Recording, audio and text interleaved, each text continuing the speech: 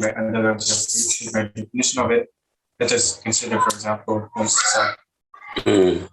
Perhaps you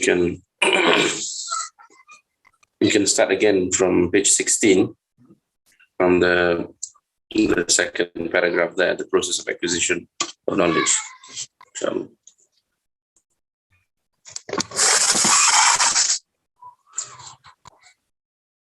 Okay. The process of acquisition of knowledge is not called education unless the knowledge that is acquired includes moral purpose that activates in the one who acquires it, what I call adab. Adab is right action that springs from self-discipline, founded upon knowledge whose source is wisdom. For the sake of convenience, I shall translate adab simply as right action. There is an intrinsic connection between meaning and knowledge. I define meaning as the recognition of the place of anything in a system, which occurs when the relation a thing has with others in the system becomes clarified and understood. Place refers to the right or proper place in the system, and system here refers to the Quranic conceptual system as formulated into a worldview by tradition and articulated by religion. Knowledge, as we have already defined, is the arrival of meaning in the soul, and the soul's arrival of meaning. And this is the recognition of the proper places of things in the order of creation, such that it leads to the recognition of the proper place of God in the order of being and existence. But knowledge as such does not become an education unless the recognition of proper places is actualized by acknowledgement. That is, by confirmation and affirmation in the self of the reality and truth of what is recognized. Acknowledgement necessitates action that is proper to recognition. Adab, or right action, consists of such acknowledgement. Education then is the absorption of adab in the self. The actualization of adab in individual selves, composing society as a collective entity, reflects the condition of justice, and justice itself is a reflection of wisdom, which is the light that is lit from the lamp of prophecy that enables a recipient to discover the right and proper place for a thing or a being to be. The condition of being in a proper place is what I call justice. And adab is that cognitive action which we actualize the condition of being in a proper place. So adab, in the sense I am defining here, is also a reflection of wisdom. And with respect to society, adab is the just order within it. Adab, precisely defined, is a spectacle of justice, adab, as it is reflected by wisdom, hikmah. In order to explain what I mean by adab and to appreciate my definition of it, let us consider, for example, oneself. The human self, or soul, has two aspects. One is predisposed to praiseworthy acts, intelligent by nature, loyal to his covenant with God. The other inclined to evil deeds, bestial by nature, heedless of his covenant with God. The former we call the rational soul, and nafs and tifla. And the latter the carnal animal soul, and nafs hayawaniya. When the rational soul subdues the animal soul and renders it under control, then one has put the animal soul in its proper place, the rational soul also in its proper place. In this way, and in relation to oneself, one is putting oneself in one's proper place. This is adab towards oneself. Then, in relation to one's family and its various members, when one's attitude and behavior towards one's parents and elders display sincere acts of humility, love, respect, care, charity, this shows one knows one's proper place in relation to them by putting them in their proper place. This is adab towards family. And similarly, such attitude and behavior when extended to teachers, friends, community leaders manifest knowledge of one's proper place in relation to them. And this knowledge entails requisite acts in order to actualize adab toward them all.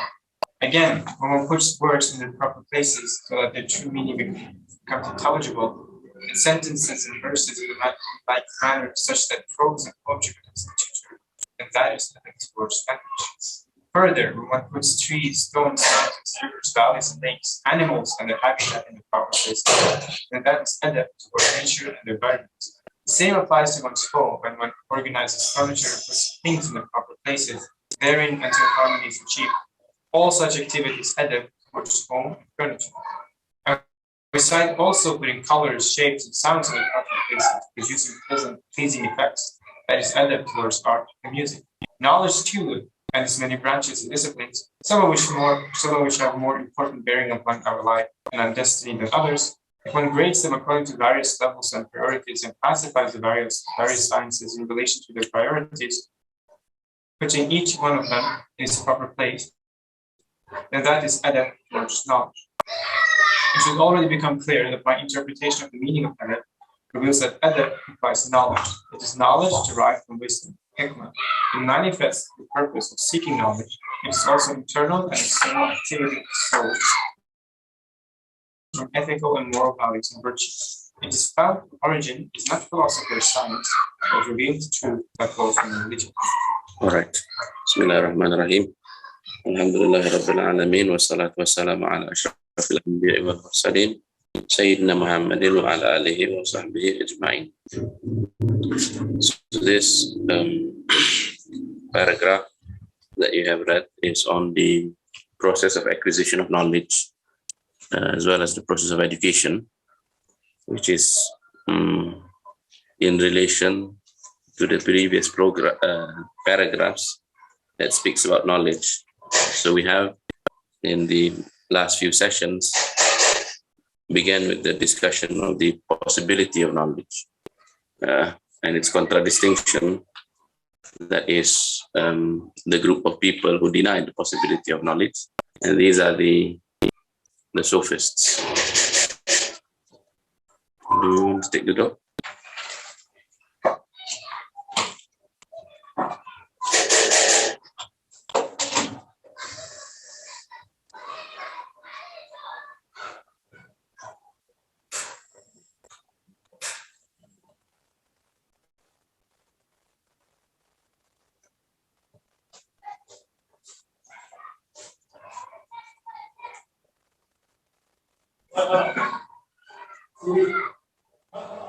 There's somebody at the door waiting for you. Okay. Well, so then we went into the discussion of the meaning of knowledge, and Professor Atas has chosen the definition by combining two essential aspects.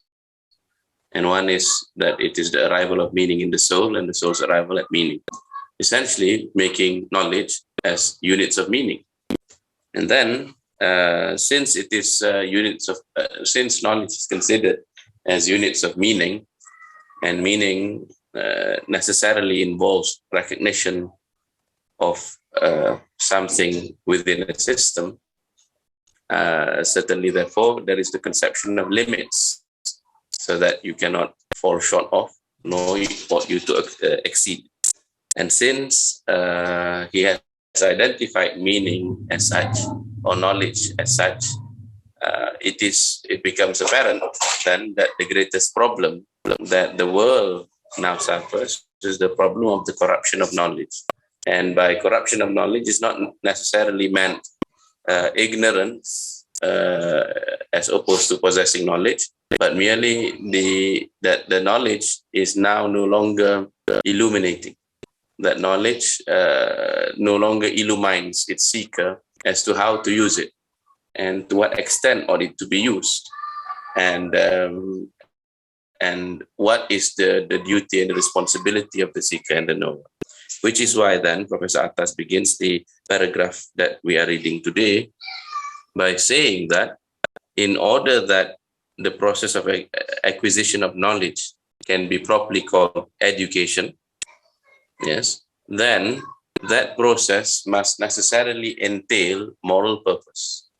Yes, which is something quite apparent, actually, if you think about it, that certainly seeking knowledge must possess a moral purpose. To what kind of people ought we to remind them that knowledge must possess a moral purpose? Well, it is precisely those who have conceptualized knowledge, conceived of knowledge as being value-free, as knowledge as being value-free. That's the dominant understanding of knowledge after the very particular process that has been universalized, which is the process of secularization. Yes, as we understand that secularization came to be fathered by the forces of modernity. So modernization, rationalization brought with it the forces of secularization. And by that is meant the bifurcation of knowledge and values, that no longer is a person to seek knowledge.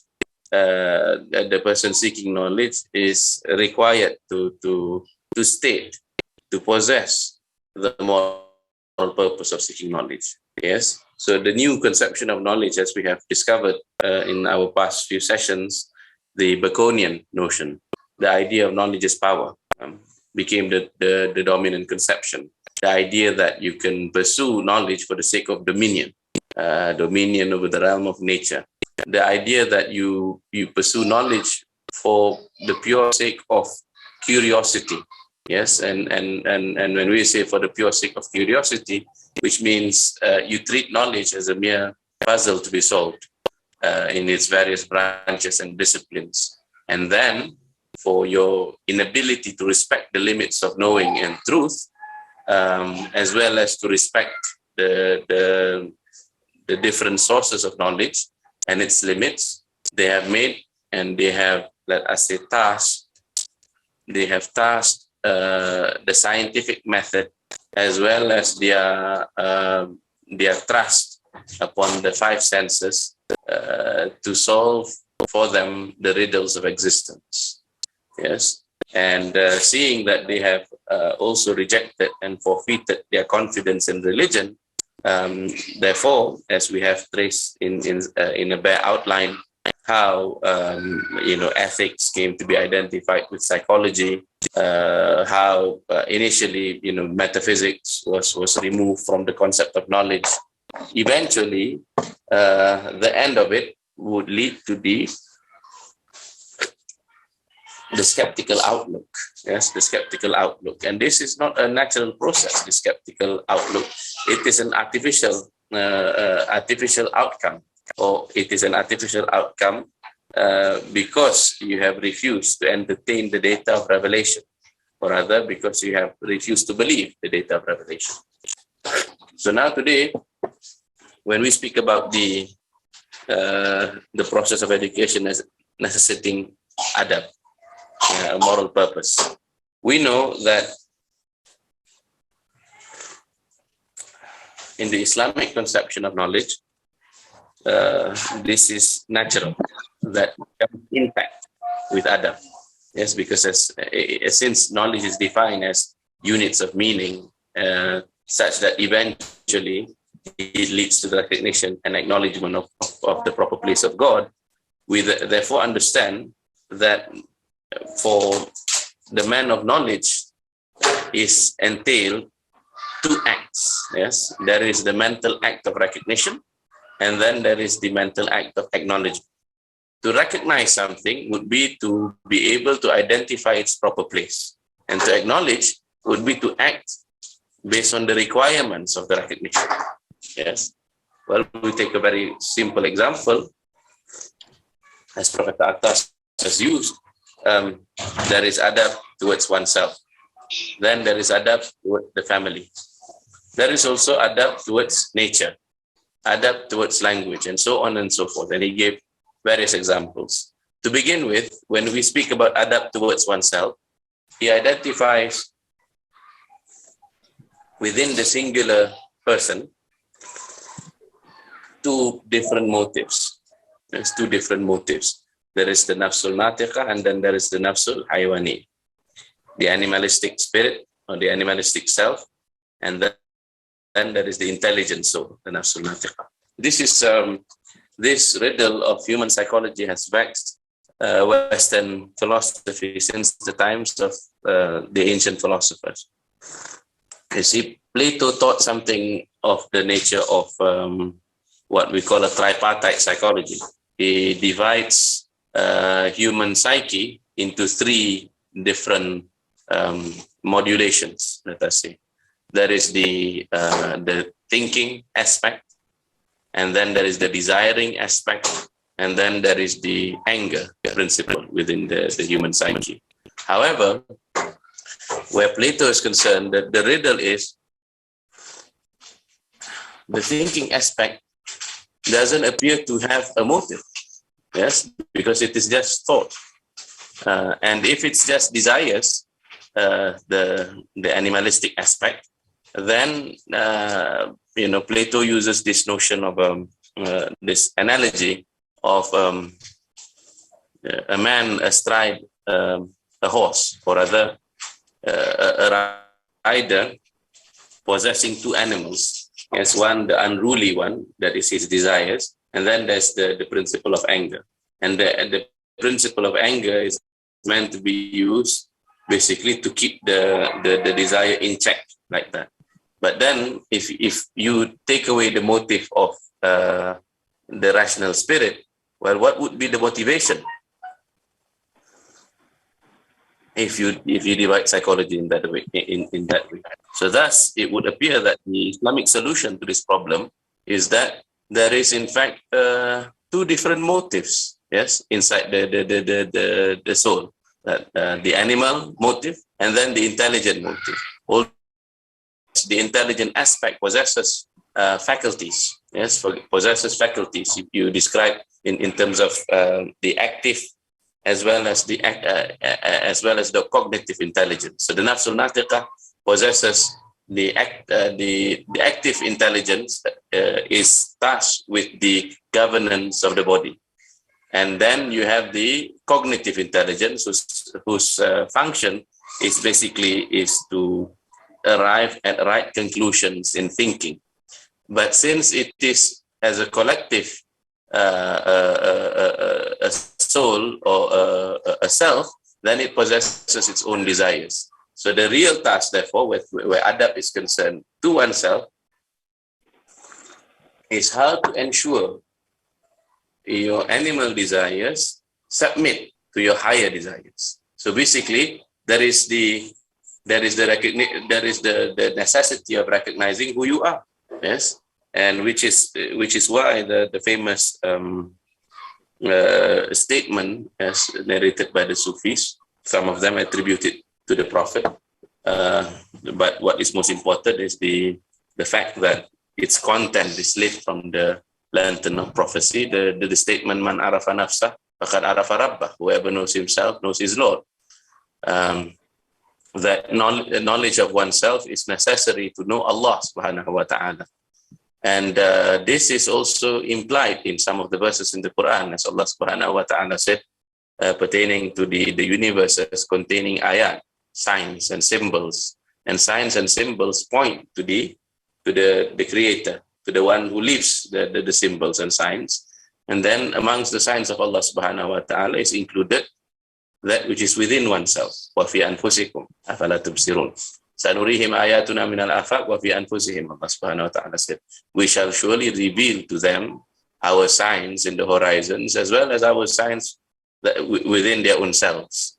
And the signs within their own selves that is necessary for us to know will lead us to greater clarity about Allah subhanahu wa ta'ala. Yes, and this is because while the spirit is not divine, yes, the spirit is not God, is not to be understood in a pantheistic or a monistic sense. The spirit possesses characteristics that Allah subhanahu wa ta'ala has blessed with, yes, like knowledge, like consciousness, like the possibility of let us say illuminative knowledge, and so on and so forth. So whoever knows himself in the true sense of the word will know his Lord. Yes, he will know his let us say he will know his status as being indebted to Allah subhanahu wa ta'ala. He will be given knowledge of the nature of the unseen, and so on and so forth.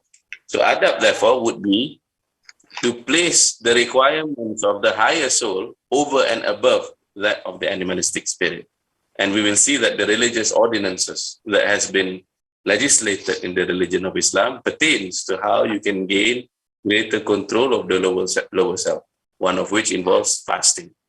And the other involves, regular practices of prayer, regular devotions in the form of awrad and adhkar, the recitation of the Quran, tafakkur. And these various religious practices are designed to strengthen the intellectual, spiritual component of man, and to give him greater control over his lower self.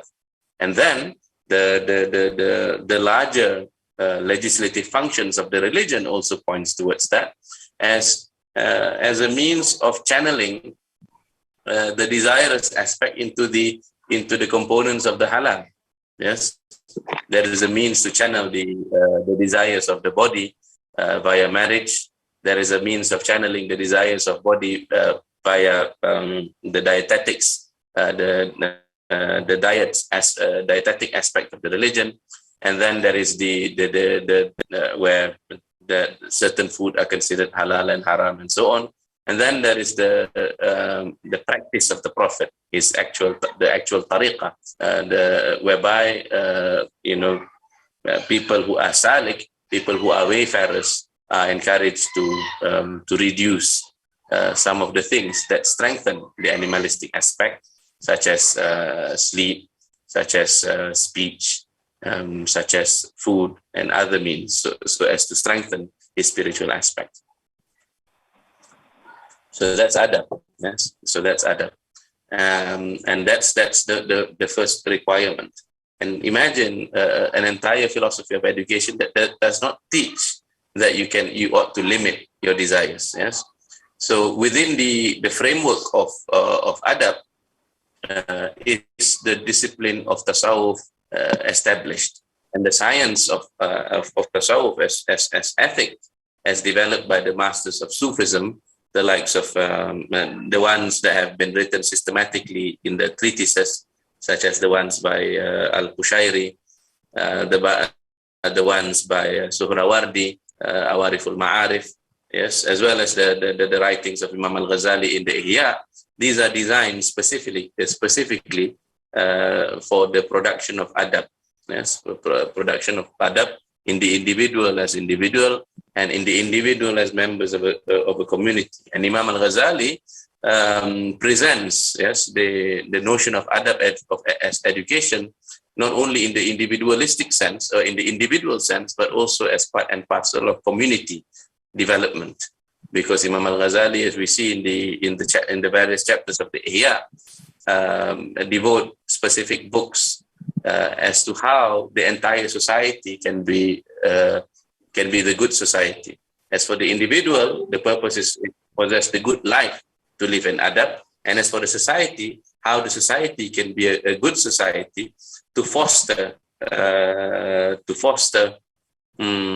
adabic proclivities in the individuals, including, of course, a whole elaborate notion of childhood psychology, yes, and childhood education, so as to socialize individuals into the adabic mode. And you will see that this involves the matter of wealth. Yes, there is a book on Adabul Kasb wal Ma'isha, how you can have praiseworthy work, and there is a book that devotes itself to halal and haram, its various dangers, its various aspects and examples.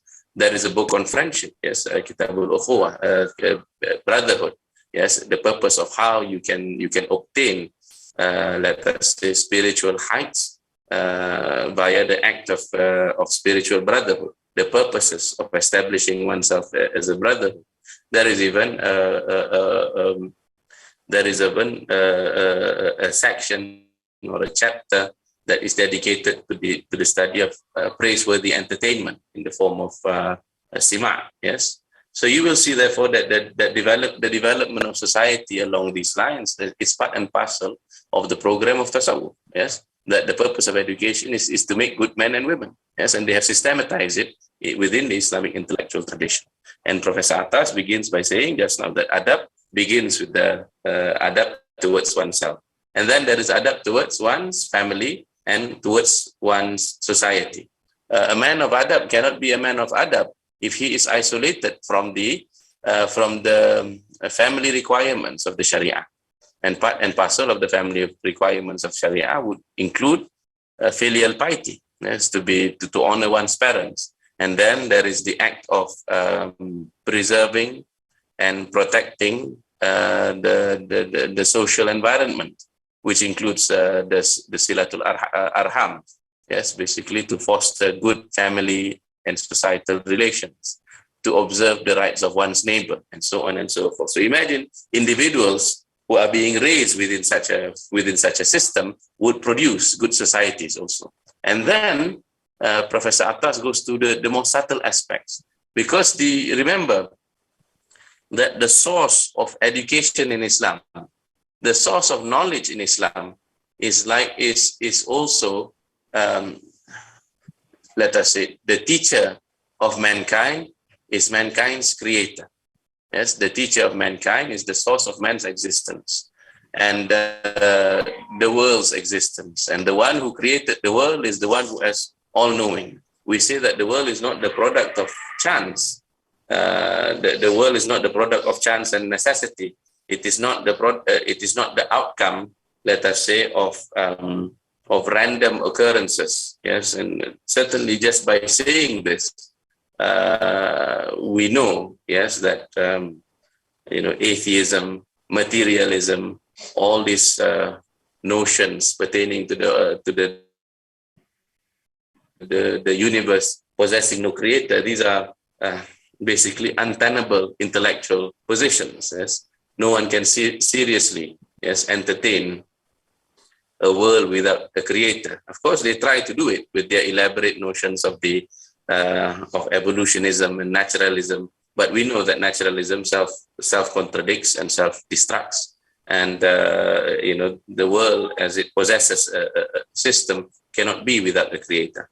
And what is especially important with regards to the worldview of Islam is that our belief in the creator involves none of the bifurcation that has affected Western civilization.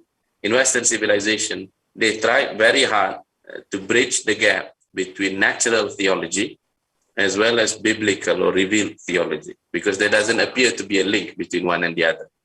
Yes, meaning to say because one of the reasons is their theology, their natural theology, has been fed in terms of its basic categories by the Hellenic, yes, Western philosophical tradition. It is premised upon rationalism, and it was maintained like that. And then their biblical theology, on the other hand, is dependent on a text which is problematic in terms of its reporting. So therefore, it became a gap that became too wide to such an extent that by the years of the Renaissance and the early modern period, you will see that the intellectuals cannot accept the biblical theology. Yes, and they tended more and more towards deism as a philosophical position. And deism is the notion that the world is the product of an intelligent designer, an intelligent creator. It is just that it is a creator that has created a world which is a self-sustaining system. It is like a clockmaker. Yes, the idea that there is an efficient running system that no longer requires the presence of the deistic creator. Well, so then if we think about this in the Islamic conception of reality and truth, in the worldview of Islam, there shouldn't be that gap. There isn't that gap. There is a valid methodology to study nature and reality. And that valid methodology, according to Professor Attas, is the method of the tafsir wa ta'wil. So just as with regards to the Quran, which is the clear book of Allah subhanahu wa ta'ala, that is composed of sentences and words and verses and chapters revealed in a clear Arabic that possesses qawa'id, that you can understand and discern its meaning. Now, similarly, there is external to ourselves in the external world. It is also the book of Allah subhanahu wa ta'ala. And this great book of perhaps in English we say the great book of nature is also the product of the same author, except that the methodology would now be different. Yes, just as in the Quran, there are what you call ambiguous verses and there are the clear verses. The clear verses are to be used as a guide for us to understand the import, the purport of the ambiguous verses. Yes, they are, let us say, hunna ummul kitab. Yes, and the rest are the ambiguous verses. The ambiguous verses rely on their interpretation more on the clear verses. And then you have the process of ta'wil. Yes. So similarly, therefore, compared to the revealed book, the created book, which is nature, in terms of understanding the intent of the creator, will require the revealed book as for us to understand. So it is a form of tafsir and ta'wil, likewise, to understand nature. Now, and this is very interesting that Professor Atas then would give and highlight more and more examples to see the potential of adab as a philosophical program. Adab as a philosophical program would also entail a pedagogic element. The pedagogic element is that you can introduce children or recipients, would be recipients of knowledge, into a progressive curricular structure. And the progressive curricular structure would involve studying systems. Yes, they would first perhaps be introduced to the systems of sounds.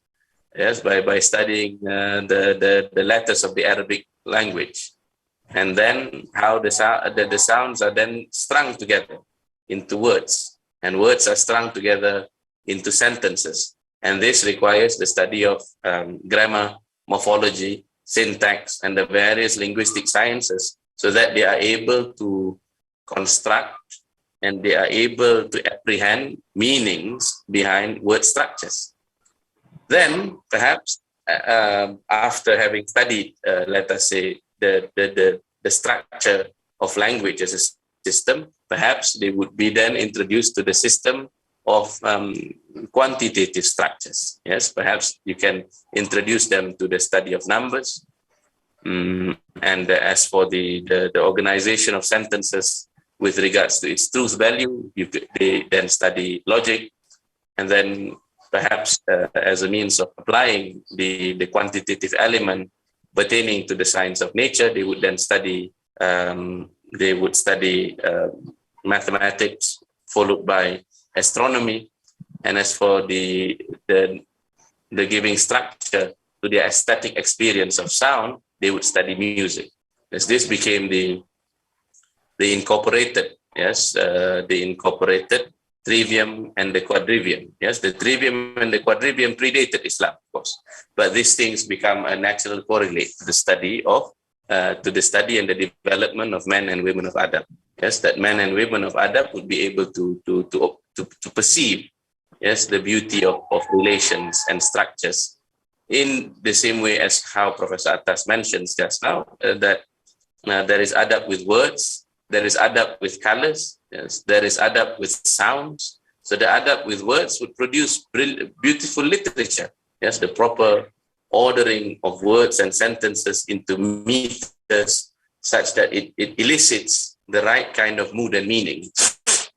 In the same way as adab with sound produces music. And we know that in this regard, the ancient Greeks, yes, have something in their system of education, which is called the paideia, elements which are not necessarily disagreeable to us. And some of the knowledge, which is perhaps lost to many generations of Muslims, including ourselves, is the knowledge of music. We know that Al-Farabi wrote a book called the Kitab al-Muzika, the book of music. In Plato's Republic, he mentions that the ideal education of the would-be philosopher kings, the guardian class of the city, would involve some censorship in the realm of music. And when he says censorship in the realm of music, he doesn't mean the lyrics ought to be censored. The sounds, some of the sounds are basically unproductive of courage, for example. Some sounds are unproductive of certain virtues. Yes, so therefore, the guardian class must be protected from listening to such sounds. Yes, so basically, even the arrangement of sounds has an effect on the human soul. And some of the Muslim psychologists they developed this to the extent that some of them were to use music and the therapy of music, the therapy of colors, and the various forms which is pleasing to the soul, in order to rid the imbalances that has been acquired in the human spirit. So now, imagine then the notion of adab that Professor Attas has in mind, and that needs to be returned to the notion of education. There is also, of course, adab pertaining to the various sciences, how they are to be classified based on an order of need, requirements, and capacities. And Professor Attas, I remember in the interview given to Sheikh Hamza Yusuf, mentions also the would-be role that an individual, yes, the role that an individual would be playing in a society, based also on his individual proclivities, because as we know, yes, human individuals are created different by Allah subhanahu wa ta'ala. And the Prophet sallallahu alaihi wasallam, being the example for all mankind, being the recipient of revelation, knew, yes, how to place his Sahaba in their various roles and capacities. Some of which were his, personal, were his poets. Others were tasked to battle. Others were tasked with different let us say, different roles and responsibilities based on their own proclivities that he understood. But the individual also must measure himself, yes, as to perhaps the outcome of your own personality and the outcome of your environment may make you more suited, yes, for a certain type of vocation, let us say, as opposed to another type of vocation. You would know yourself, yes. But in truth, the various sciences are to be arranged based on the fardu ain and the fardu kifayah requirements, such that subhanallah, since the giver of this content of education is none other than Allah subhanahu wa ta'ala, our creator, it is designed ultimately to liberate mankind as to his or her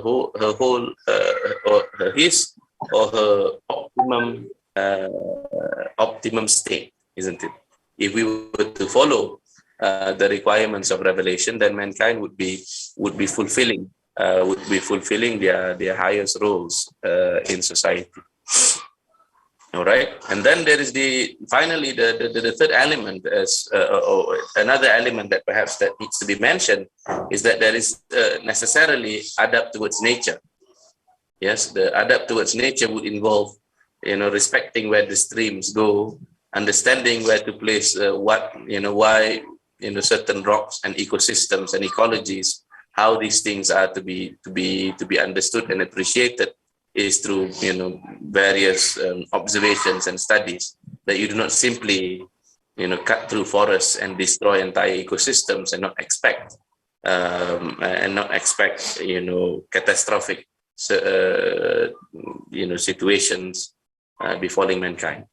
So having elaborated this notion of adab to such an extent, hopefully it becomes clear therefore the potentials of bringing back adab as education, and the potentials of Islamic education properly delivered. So Islamic education does not necessarily merely involve rote learning, memorization of fundamental texts, but Islamic education ultimately ought to produce men and women of adab who are able to carry the trust, yes, the amanah of vicegerency.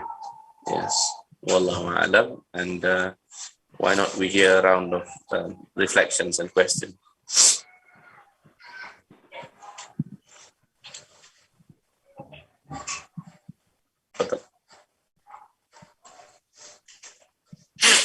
So going back to the other part of the lecture, you mentioned the differentiation between the two parts of the soul, the animalistic soul and the rational soul. And for me, when I was back when I studied, to me it seemed like at some point in the West, it created a new human being. There wasn't a distinction between the two, but it was like, so you either go back to the pre-Christian man driven by lust and desire, or you go to the transcendent Christian, and they were both problematic. But the West ultimately chose to go with the option of going backwards, in a sense. And what you really see is very interesting is that in many ways, if you would ask somebody if they value money or love, they would all say they value love more than those. But ultimately, they would all be pushed towards money. So the economic system we have in the world is built upon the idea that you can nurture or use wealth in a positive manner. And I think that now what you're really seeing in the West is that breaking down. There's a theme throughout these lectures. You have schisms. There's schisms in the Greeks have schisms in the poets and the philosophers. You mentioned now that the Christians have a schism in the Enlightenment between the biblical narrative and narrative of Christianity. I think what you're seeing now in the West is a new schism. Like, to what extent is the understanding of the human being that we have now, to what extent is that really appropriate? And in economics, even though the theory is that human beings are rational, everybody in economics starts with true. But that strikes me as interesting. So I think that there's hints towards a new schism appearing. And then the question becomes, I don't know how, but I don't know, like, what decision will Europe now make? And I mean, many of the other parts of the world, Eastern Europe has very clearly said, we don't want to part of it, secularism. The Muslim world have many ways to see the rise of Muslim parties. So they've taken distance from it. So now it remains to see what the West does. Sorry, Zain, my battery ran out.